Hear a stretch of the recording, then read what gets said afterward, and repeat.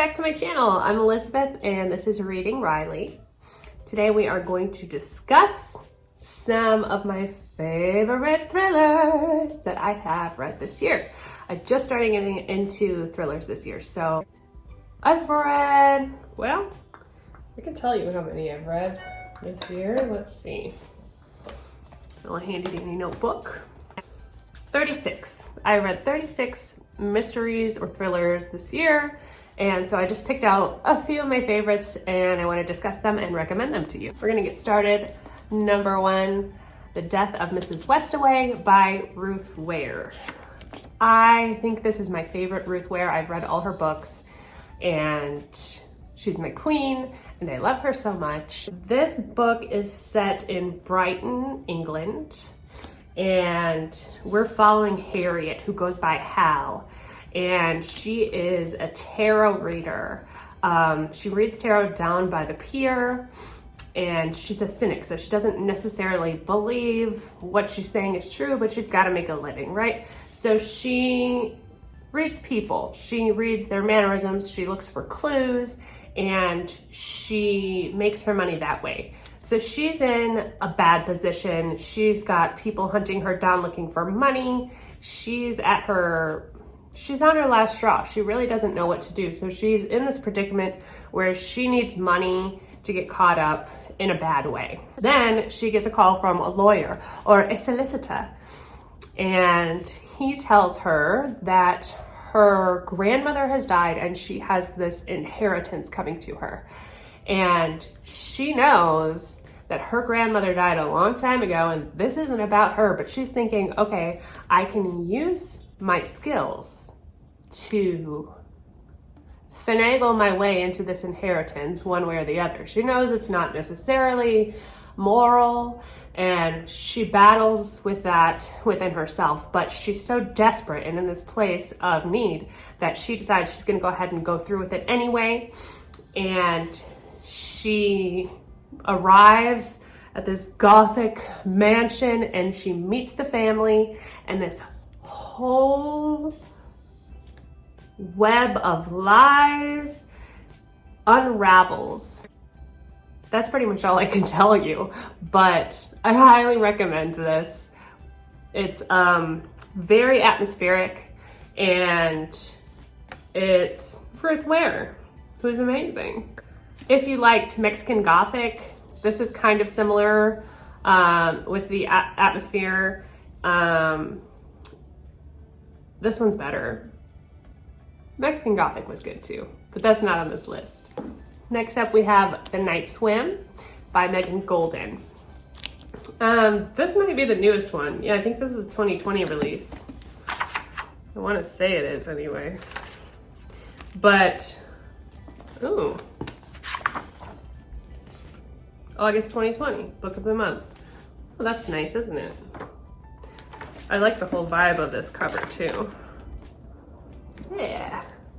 I was attracted to this because I listen to a lot of true crime podcasts, and this is based on that. So we're following, what is her name? Rachel Crawl, and she's the Sarah Koenig of this world. If you guys have listened to the podcast Serial, she has come out with this podcast where it is an overnight sensation, and she's working on her next season, or I think it's season 3 of this podcast, and she is under all of this pressure to deliver another amazing season. So she goes to this small town to cover a trial about a kid who raped, I think, the pastor's daughter or the judge's daughter or someone influential in the community's daughter. It's been a while since I've read this.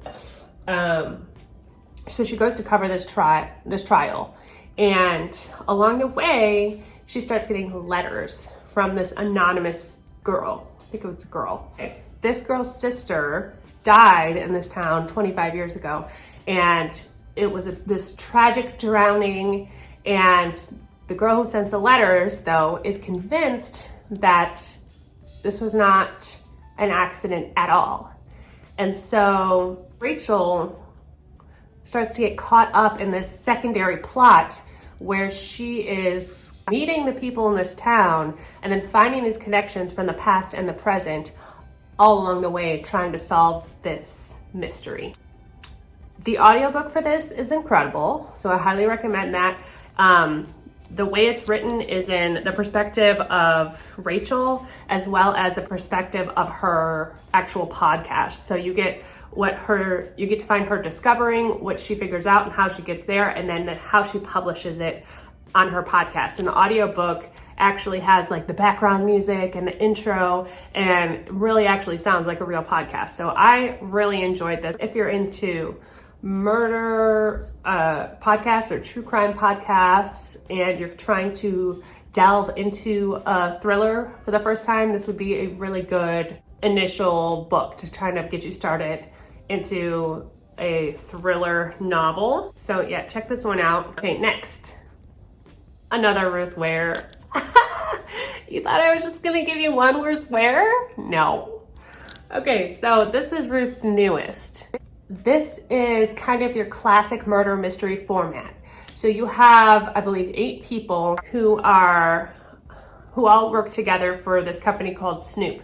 And it's a social media where you can listen to music live and other people can follow you and see what in real time you're listening to. So you have celebrities that will be listening to music, and then they'll put in, whatever they're listening to, and other people, like you could say, oh, I'm listening to the exact same song in the exact same moment as Beyonce or whoever. And so these 8 people are going on a retreat in the French Alps in order to make some huge decisions for their company.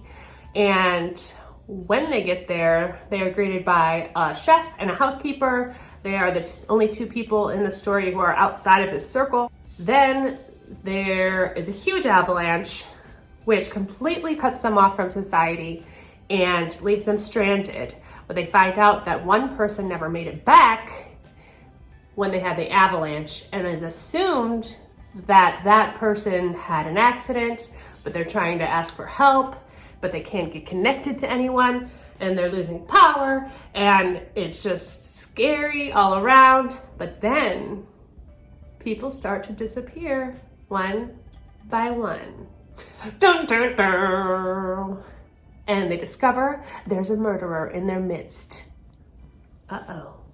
So this is told from 2 different perspectives, I believe. You have Erin, who is the housekeeper, who's the one on the outside, and then you have Liz. She came with the group of the people from Snoop. Definitely love this cover. This is very wintry. If you want something to read and give you that wintry, cool, cold vibes, the snow, the skiing, all of that, this is very good for December if you haven't read it yet. Next up, we have My Lovely Wife by Samantha Downing. So I ordered this copy used, and it's actually really cool. It's from Denver Public Library. It says Denver Public Library. And so I didn't steal it. No longer the property of Denver Public Library. But I just think it's so cool that I have a book that was in Denver, that lived in Denver, and now it's in Texas. That's what I love about used stuff. It's so cool, huh? Anyway, so Samantha Downing, My Lovely Wife. This is the story of a couple. They meet, they fall in love, they move to the suburbs, they have 2 kids. She is a real estate agent and he teaches tennis at the country club society, right? Their kids now are teenagers and they live this fully domestic life.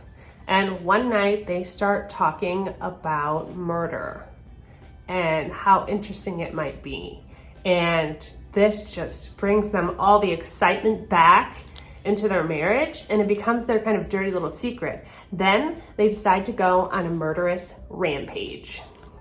So basically, I don't know how to tell you enough to make it enticing without spoiling, She is kind of a type 8 personality. She's in charge of everything, of what they eat. She wants everything to be organic and vegan, and she wants everybody kind of lined up in a certain way, and she keeps the household under control. And he's kind of the type B personality where he'll kind of like follow her lead, and he just can't believe that she fell in love with him, and so he wants to do whatever he can to keep her. They're both responsible for these, so it's not just her, but their relationship between the two of them is integral to the outcome of this story. So it's definitely a different twist. That's all I can tell you. I don't want to spoil it. That's the thing about these is I can't delve too deep because then you won't want to read it. So this is another great one. New York. March 2019. So this is about a year old. Okay, next. I bought this one used too. It didn't come with the jacket, dust jacket, so unfortunately I don't have that beautiful cover. This is The Woman in the Window by AJ Finn. AJ Finn? That's right, AJ Finn. I'm not even gonna hold this up because you can't see it anyway. I'll pop one up right here.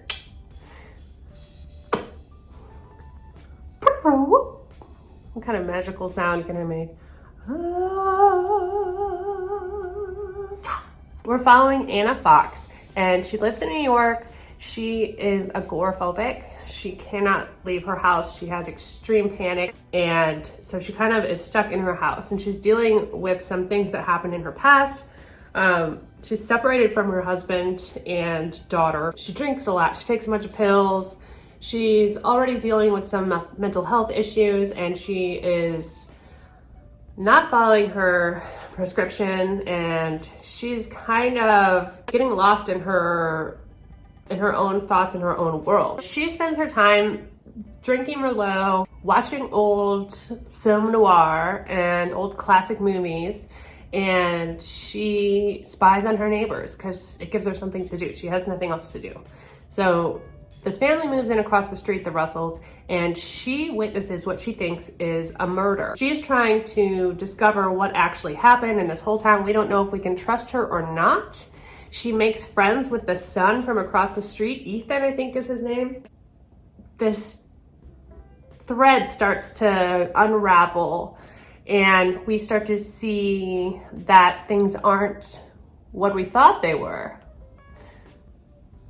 I can't really tell more than that, but I really enjoyed this. I thought it was a quick read. It shocked me. Who knows if I would have caught that twist if I had read all of these already, but either way, it got me good. I loved it. So that's The Woman in the Window by AJ Finn.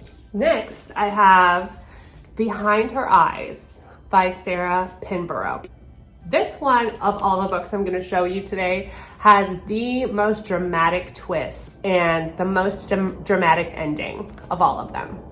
So I'm going to steer clear of that. Obviously, I'm not going to give you spoilers for it, but if you think you're good at guessing the outcome of thrillers or mysteries or thrillers and you have not read this book, I'm going to tell you right now, you're not going to guess the end of this. There's absolutely no way in hell that you will figure this out. So if you are getting bored of being able to keep up with the twist and you're calling them ahead of time and you're just, oh, I've read so many mysteries and thrillers that they can't get one by me, read this one if you haven't already, because it'll get you. It'll get you good.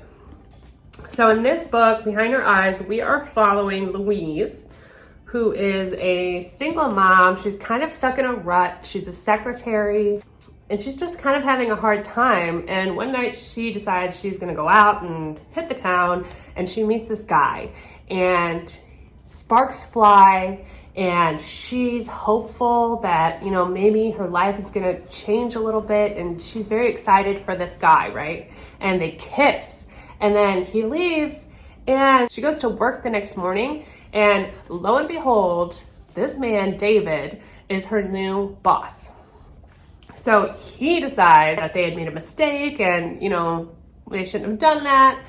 And so she just carries on, and she happens to meet Adele, who is new in town, and she makes friends with her. But come to find out, Adele is David's wife. So David is a little bit shady. If their marriage is so perfect, why would he have kissed her? Why would he have led her on? And Adele seems like she's kind of afraid of David and she doesn't understand why. So this is told through the perspective of Adele and Louise. Louise becomes closer with Adele and she kind of starts to get into the intricacies of this relationship. You don't know who to trust. The ending, it is earth-shattering craziness, okay? Trust me when I say this, craziness. Lastly, we have one of my favorite books of this year. And it didn't come out this year either. I believe it came out in 2018, but that is going to be The One by John Mars, who is quickly becoming one of my favorite authors. I will read pretty much anything he puts out. So I just love the concept of this book so much. So it's basically following 5 different perspectives in a world where it's kind of like near future, like 5 minutes into the future. So in this world, 10 years ago, they discovered the gene that can connect you to your one true love, to your soulmate. And they found that marker in the gene that they know exactly, oh, this person is meant for this person, right? And so it's kind of like ancestry.com. You go online and you have to send in your mouth swab or whatever it is, and you don't find out anything until the other person does the same thing, right? Until your match is found. And if your match sends in their DNA, then you find out who it is, right? So this invention or this discovery has these earth-shattering ramifications. So we're following 5 different people. Some people are already in relationships and they're questioning it. Well, if I take this test, is my partner going to be the person I'm matched up to be with? And what if they're not? And what happens then? Some people are looking for that person and maybe they're not around anymore. Maybe something happened to them. So what do you do then? How do you go on living with the knowledge that the one person who was meant for you is no longer with us? Then how do you not just give up? And so I don't want to get too deep into the details here, but each scenario, each person that we follow, it's a completely different situation that you probably wouldn't even think of. And each chapter ends on a cliffhanger. So they're kind of short chapters. Let's see, this one's following Mandy. See, it's like 2 or 3 pages, and then it ends on a cliffhanger, and then you move on to the next character. And so it just keeps you completely enthralled. And I just love the idea of this in general. I think it's so cool. And there is a twist at the end that you may not see coming. So there's that. So that has been my thriller recommendations for this week. Thank you so much for hanging in there with me. I'd love to know what your favorite thrillers are. If you're into mysteries or thrillers or suspense, go ahead and let me know in the comments below. I'd love to chat about it.